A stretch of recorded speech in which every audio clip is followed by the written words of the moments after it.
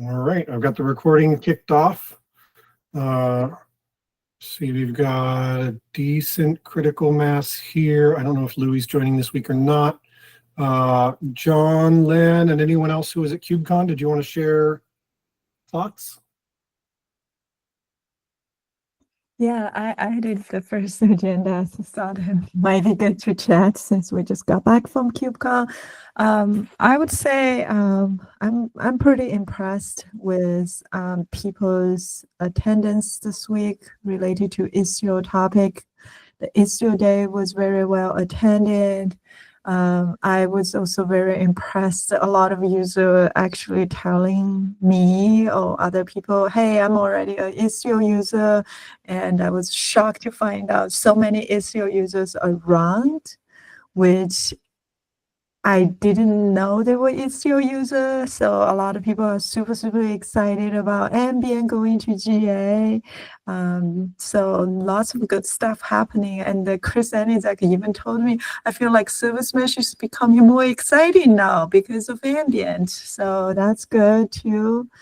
So just curious what you guys got. And Mitch and I did a workshop on teaching people how to contribute to Istio on Friday afternoon at 2 p.m. It was pretty well attended too, so that was shocking too because it's tired. And John, I think your talk on Friday was also very well attended. I think I saw some picture on social media, so that was good. Now I'm going to pass the mic to other people.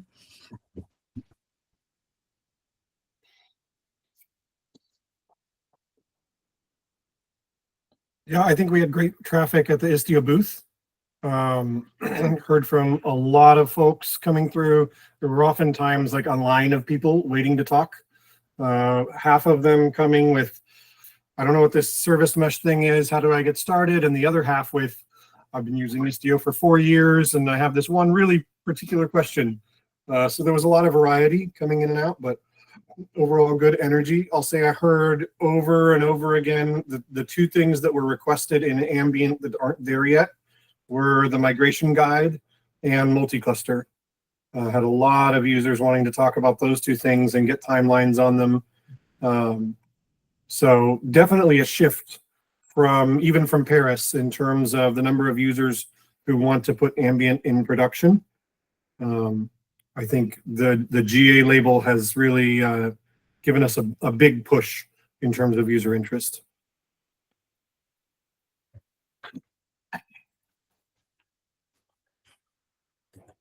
Yeah, I would most agree with everything. The one thing that was kind of interesting to me was, at least at this juncture, we were mostly targeting Ambient for kind of a specific set of users and not like the super power or Istio users.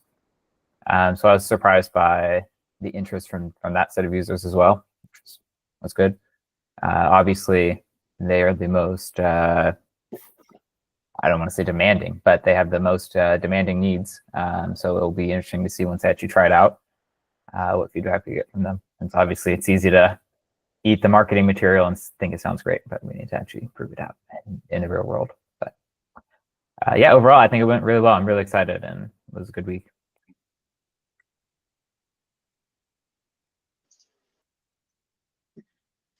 I can talk a little bit. I would echo everything that people have just said as well. A lot of talk about multi-cluster migration. On the migration front, there are quite a few people who have multi-cluster deployments, but they tend, and that are obviously not ready for them. But some of them had situations where they had a cluster that was somewhat isolated from all the other clusters.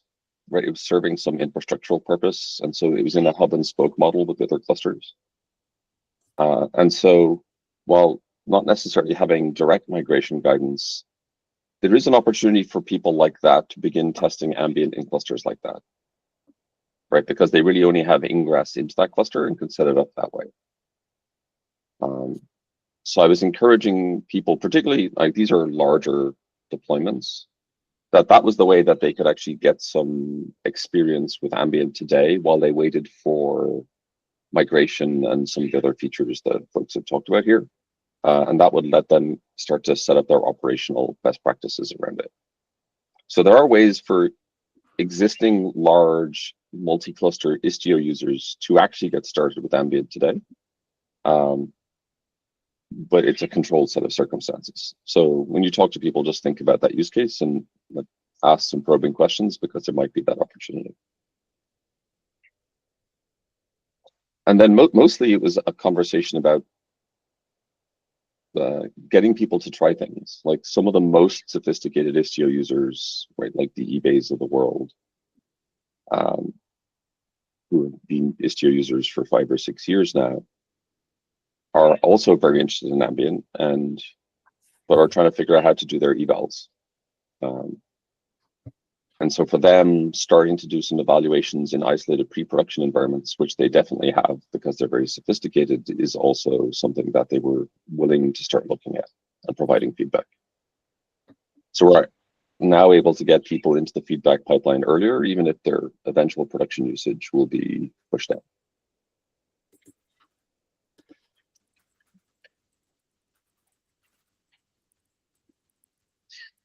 I think those are all really healthy signs. I know a few of us over KubeCon also had some talks around test and release. With Eric having moved on, that area probably could use some love. It looks, I don't know about likely. It seems possible that we will need to do some platform migrations for our test and release infrastructure over the coming, say, 12 months. And I had some talks with Mario of SIG Infra, as well as George of CNCF, on how to go about getting the resources that we need on the cloud providers we need, making sure that our test infrastructure is portable. We've actually got an informal agreement. CNCF will give us some hours from some of their existing PROW engineers to assist us with that effort, since we're very heavy PROW users. So yeah, I think that'll be something worth paying attention to over the next few months, making sure that we're in a good position to be able to shift resources between clouds as needed. Yeah, John? That we need to do anything. Do you have some more info on that? Are we getting the right hold on our funding? What's that? Like, why? I mean, I just haven't heard anything about this, so I'm just curious, like, why? What's changing? It is very likely that we will not be able to continue running at the scale we're running at in our GCP and Equinix environments. I can't get into all of the reasons. Okay, maybe we can chat on Slack. Also, just, I don't need to be a downer, but I'd be very skeptical about any promises of PROW engineering time, given that the PROW engineers have openly said that they don't even have time to support Kubernetes PROW. So we should assume that we'll be on our own and gladly accept help if we get some. Okay, that's good to know. George said that they had, like CNCF has now employees that are experts in PROW testing, so that they can kind of direct them a little bit more explicitly rather than waiting for volunteers. Okay. But, you know, the proof is in the pudding. We'll see what happens. Yeah.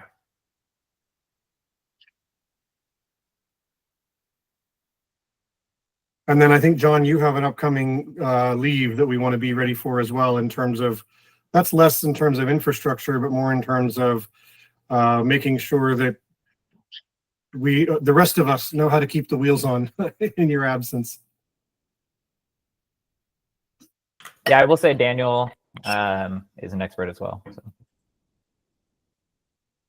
It's good to know. Also, I haven't actually had to do anything with PROW in like 2 to 3 years. So it's mostly runs pretty smoothly.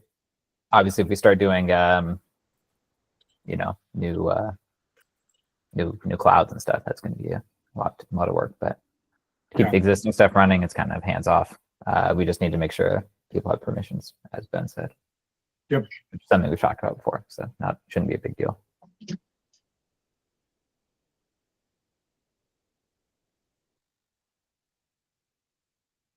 Anyone else have any KubeCon reflections they'd like to share before we move on? So one thing I would share also is I had the opportunity to attend Executive Summit on Thursday. hosted by CNCF, and it was a lot of end user was attending, along with some of the leadership team from CNCF. One thing interesting about the multi-cluster here, though, is it is a very paying gap for our end user for multi-cluster. But on the other hand, if you look at the project actually supporting multi-cluster, right, Kubernetes itself, right, like the fundamental of Kubernetes doesn't support multi-cluster. So I'm also cautious on what complexity we would want to add to a project like Istio beyond basic multi-cluster offering. I think Louis kind of hit it on, you could potentially do multi-cluster today, right? If you are wiring the cluster together manually through our egress waypoint support, or if you do like service entry manually with sidecar today, that's also possible. So just give us some thoughts to think about as we involve multi-cluster support in Istio, because it's not every single project have multi-cluster support, and the complexity added to the project, I don't want to be perceived as negative, because right now people have come to the understanding, okay, great, Ambient is making things really, really simple, and I'm a little bit cautious on, adding multi-cluster and multi-network could potentially be perceived adding a lot of complexity to our projects. Keith? Yeah, I think that's a good call out. If I'm hearing what you're saying correctly, it sounds like there is a general ever-growing chorus of users in Kubernetes in CNCF over the last multiple years. I was one of them at one point, trying to do multi-cluster things in my organization, and Kubernetes still doesn't have a really great answer for making these primitives work. Like MCS exists, it has existed, and it's finally getting some love. But by and large, it's not a super widely adopted pattern, especially outside of the cloud, cloud providers. That's something that, as we're talking through multi-cluster, multi-network, et cetera, we certainly need to be mindful of. But I also think that, even though multi-cluster from the Kubernetes perspective hasn't been a super smooth path like ever, it's been possible to get pretty far if you're savvy enough. If you're a sophisticated user, you can adopt an Istio or a console or a Karmata, then you can do multi-cluster before you do multi-cluster today. I think the gap, to your point, Lynn, is for the average Kubernetes user, somebody who just wants to get multi-cluster working, what is out there? And I think that's where actually still even Cluster Mesh has done a pretty good job of making things feel natural. And they're just now going to be adding MCS support here in the next release. But I think multi-cluster for the quote unquote uninitiated, for the people who don't want to spend a whole 6 to 8 month planning cycle just on multi-cluster, I think that's sort of our target audience for the Istio feature. We want to try to alleviate as much complexity as possible.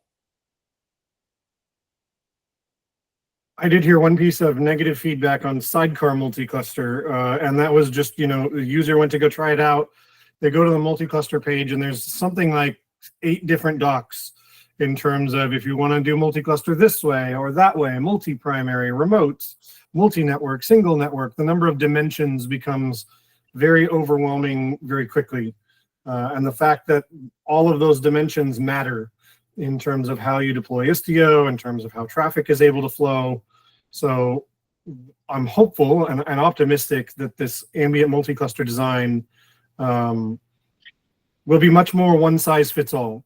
Whether you're running in one network or multiple, whatever your topologies are, that the install parameters should be pretty much the same, if at all possible. Well, it's not like we added these modes because it was fun. We added them because people have different environments, and multi-cluster is really complicated, right? Like, I think if we're going with a one-size-fits-all approach, that means there's no one-size-fits-all approach. So we're giving them one size, but it doesn't fit all, right? I would agree with that. I think we need to be. It's okay for us to be opinionated and to pick an option that works for most people. But I think that there are ways via design and documentation for people who have complex use cases. We can give them a bigger breakdown, give them a sense of all the dimensions and scaling. For people who aren't ready for that, if you're not at the size of, I don't know, an Airbnb, a Spotify, or something like that, you maybe don't have a dedicated platform ops team that is taking care of this. Yeah, we should probably just give people a solution that's good enough. And then if it's too expensive or doesn't scale, or maybe the propagation is a little slower than they like, now they can go down the rabbit trail of optimizing for their particular use case. And I think we can improve our stack documentation as far along those lines, as well as for the ambience, take that into account for the ambient documentation.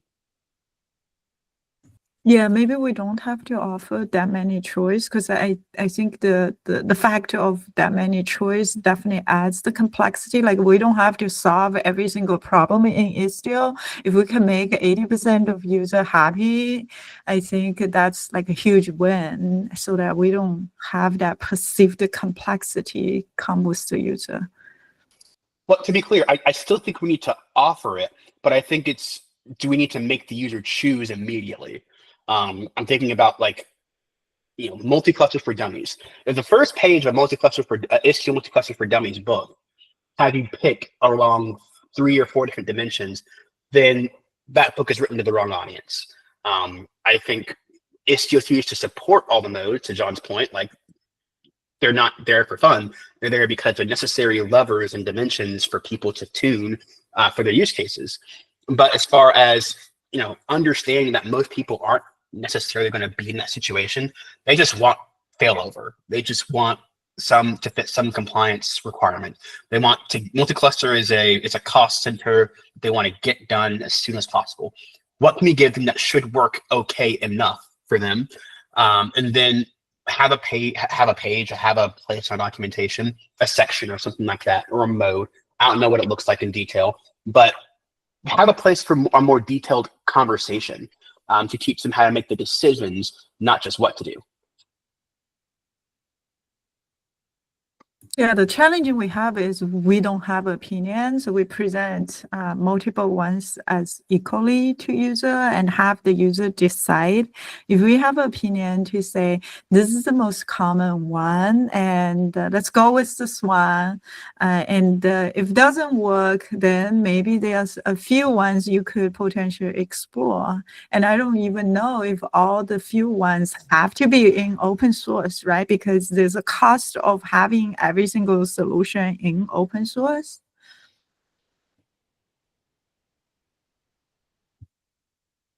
Yeah, well, and I mean, like, a lot of the dimensions that we've discussed, and I guess this is sort of slowly transitioning to the multi-network design doc. For instance, that doc is for multi-network ambient. You can take that network topology and drop it into single network ambient, and it works just fine. Maybe there's some edge case where a user needs direct pod-to-pod multi-cluster connectivity without intervening gateway, and where they're going to do all of the IPAM necessary to have clusters with non-overlapping IPs, etc. But that should be a footnote, not the main landing page of the doc. The main landing page of the doc should be, you take this multi-network topology, you stick it anywhere your clusters are, and you have multi-cluster connectivity in the way that probably makes sense for 99.9% of scenarios.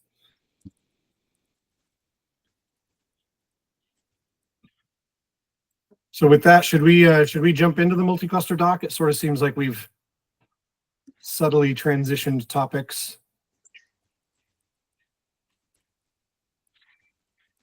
Yep. I'll share it in just a second. I'm having a couple technical difficulties, so my sharing will be right back.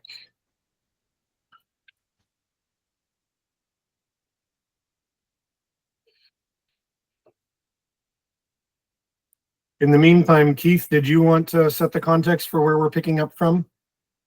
Sure. Getting back on the horse after KubeCon is always a bit of a challenge, but thanks folks for being willing to dive in. I've done a good bit of cleanup on this protocol doc for the explicit purpose of just organizing and getting consensus early. So at this point, I believe I've eliminated everything that has to do with the control plane. And this is only the data plane implementation here in the protocol. Kudos to Jackie for the nice diagrams kind of explaining exactly how the traffic is traversing the mesh. But I think we already got directional approval on double H bone. We've had a couple of changes to things. So now we're sitting to service host name as the authority as opposed to IP addresses and things like that. But I think this, from looking through this before KubeCon, I think this is in a pretty good spot for sort of final TOC approval. If there's anything that is contentious or folks have questions about, please let me know. Happy to discuss it. And then I will follow up with the next doc on control plane.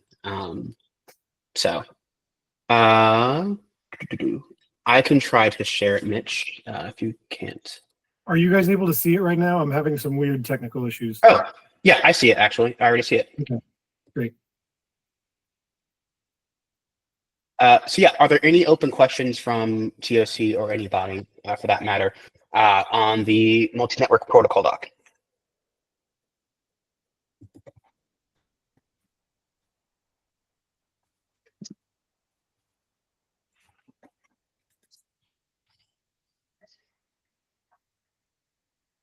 John, you had a comment around control plane bits leaking in. Is that still a concern?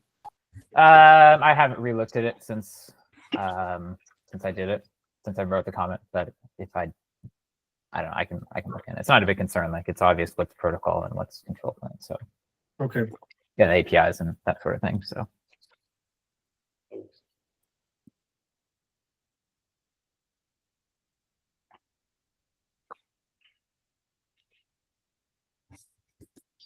And Keith, if I understand right, your hope is that we can begin implementation as a result of this meeting. Is that kind of what you're looking for?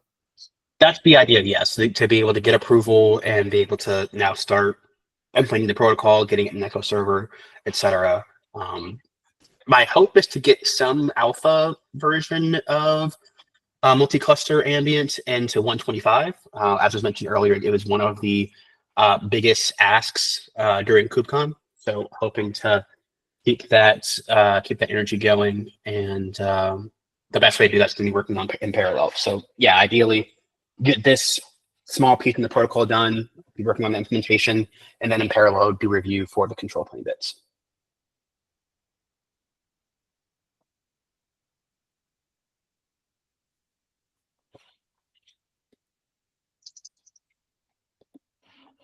Yeah, sorry. I think sorry, we need a little bit more time because I think there's a couple of diagram or more context that been added since last time we looked at it, and I haven't gone back to the doc a few weeks before KubeCon since.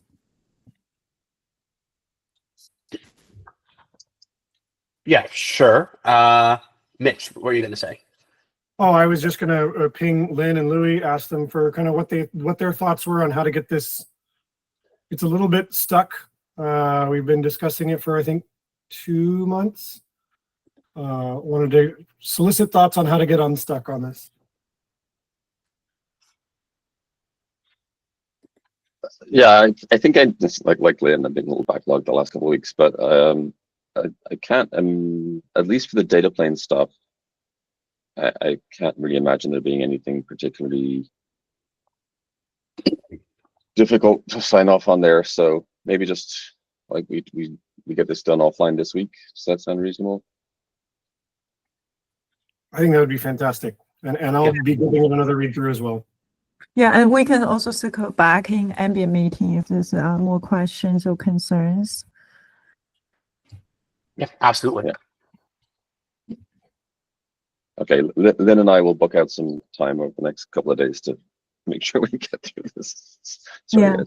So is data plane your first phase of your implementation? Like, how are you planning to face this?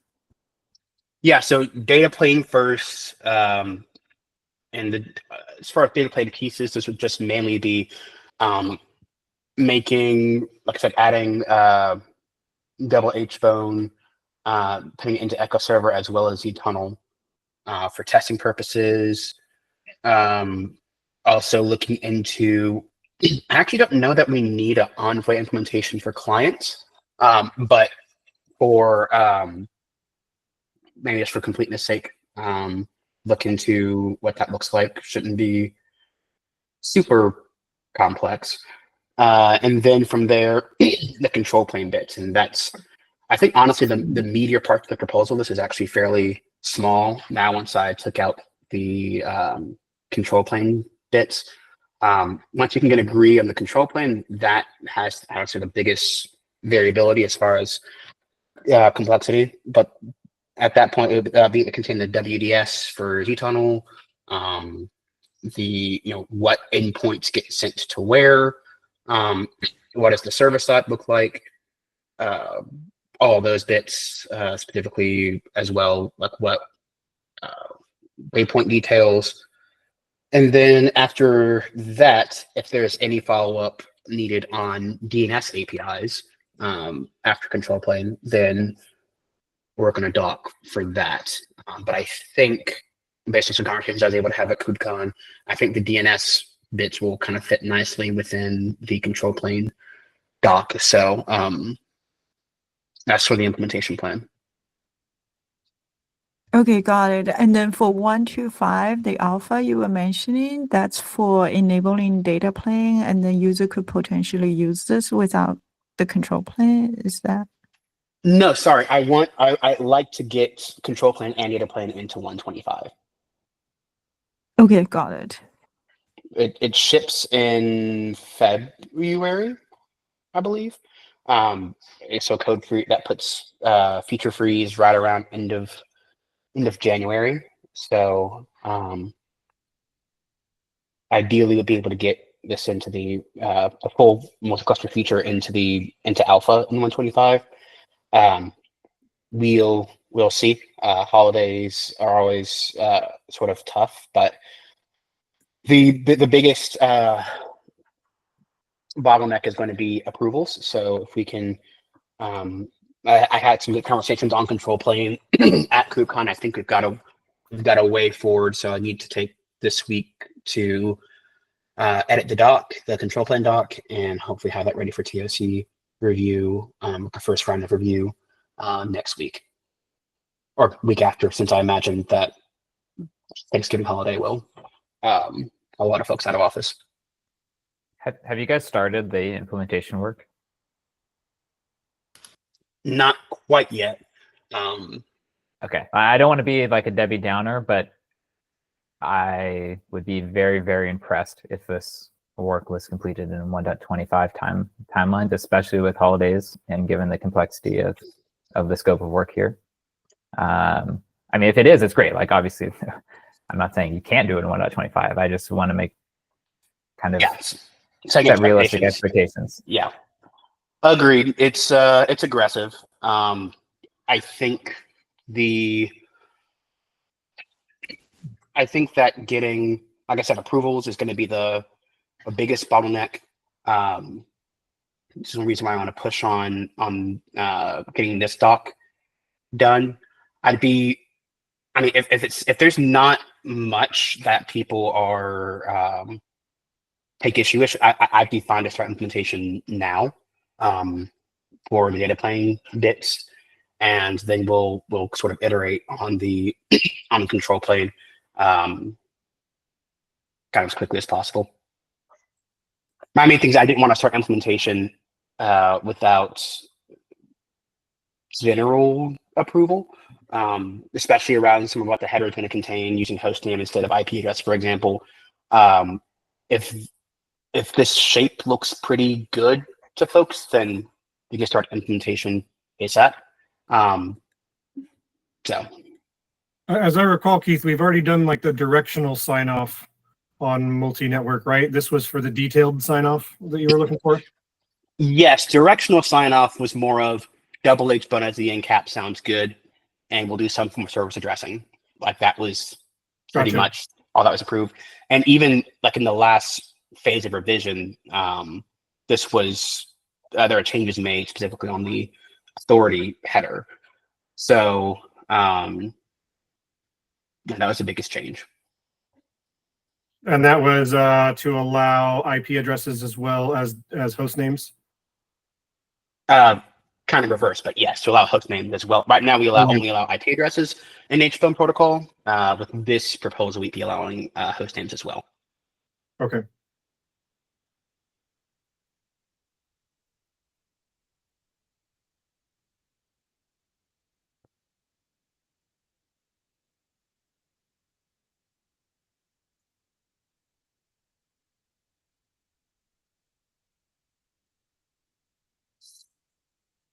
So Keith, just a housekeeping thing. There's obviously a lot of comments in the doc. If the comments have been addressed, right, and incorporated into the doc, close them out. If there are clarifications that people have asked for that you've included or elided, can you find a way to basically purge as many comments as possible? Yeah. Because there's a lot. Some of these are old from like the V2 version of the doc that I have for posterity. Like there's a good discussion on double NCAP overhead I wanted to keep. Yeah, so just like turn those things into like alternative considered sections in an appendix. Sure, will do. I'll get that done just so it's easier to read through. Thank you. No problem.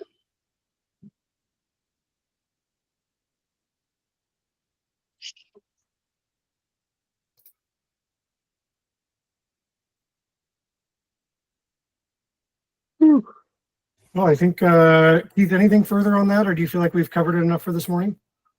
Yeah, no, I think that's pretty much it.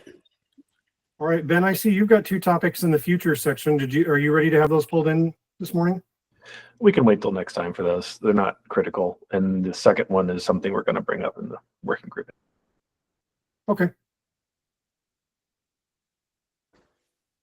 Yeah, one thing for the TOC members, I don't know if you saw Craig's message in some Slack thread, but we need to do the TOC election stuff privately. So we should, Okay. I don't know if we need to do it synchronously or asynchronously, but either way, we should do it. And I guess right now we could figure out if we want to do it synchronously or not. I don't remember getting something. Is that in the TOC channel? Yeah. The steering joint, I think, right? Yeah. Version. Okay, got it. Thank you. Craig sent it, I think, this morning. So I think it would be good to do it synchronously, Yeah. to be honest. Especially the first time. Going Yeah, through this okay. supervised process. So. then I guess maybe we can take some time to digest KubeCon and go over it and then schedule some time maybe later this week. That sounds good. I suspect next week none of us are hoping to work, or at least I hope you're able to take a break. So this week would be good. Yep. Let's see. I would ordinarily volunteer to take the lead on scheduling, but I think you can all see each other's calendars, which puts me at a distinct disadvantage there. Maybe I'll share out my availability with you guys and we can figure it out from there. Yep, that works. Thanks much. All right.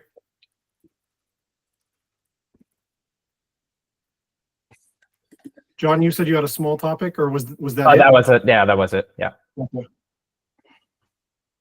Well, this feels sort of weird, but I think we're out of agenda. It does happen sometimes.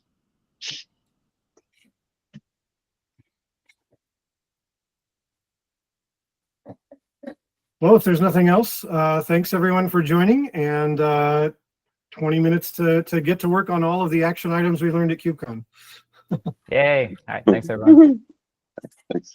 See you. See ya.